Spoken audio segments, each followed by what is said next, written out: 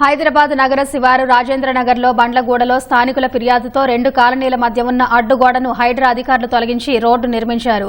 Srinivasa employees colony, fortune Meadows కాలనీకి మధ్య గతంలో ప్రహరీ గోడను నిర్మించారు. పక్కపక్కనే ఉన్న కాలనీలోకి వెళ్లాలంటే 3 కిలోమీటర్ల మేర తిరిగి వెళ్లాల్సి వస్తుందని, ఆసుపత్రి, పాఠశాలలకు వెళ్లాలంటే ఇబ్బందులు ఎదుర్కొంటున్నామని కాలనీ వాసులు హైడ్రా దృష్టికి తీసుకెళ్లారు. అధికారులు వెంటనే స్పందించి ప్రహరీ గోడను జేసీబీ సహాయంతో తొలగించి సీసీ రోడ్ నిర్మించారు. ప్రహరీ గోడను తొలగించినందుకు హర్షం వ్యక్తం చేశారు.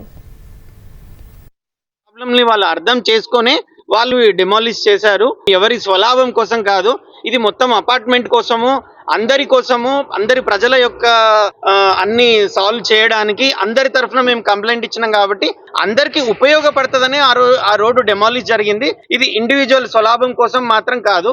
డైలీ స్కూల్ కి వెళ్ళడానికి మాకు చాలా డిస్టెన్స్ అవుతుంది. మధ్యలో ఏంటంటే ఈ రోడ్ లో ఇప్పుడు కొత్త మున్సిపల్ ఆఫీస్ ఓపెన్ అవ్వడం వల్ల మాకు చాలా రష్ అనేది అవుతుంది. గేట్ ఓపెన్ చేయడం వల్ల ఏంటంటే మాకు 3 కిలోమీటర్ డిస్టెన్స్ తగ్గుతుంది.